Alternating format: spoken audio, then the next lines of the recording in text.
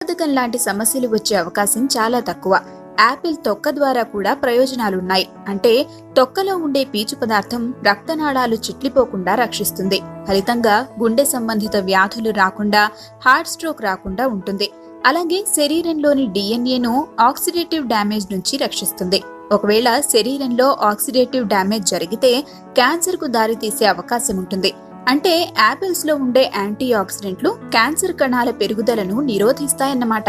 అంతేకాదు అవి క్లోమ గ్రంథిని కూడా కాపాడతాయి. క్లోమ గ్రంథికి రక్షణ లభించడం వల్ల టైప్ 2 మధుమేహానికి దారితీసే పరిస్థితులకు అడ్డుకట్టపడుతుంది.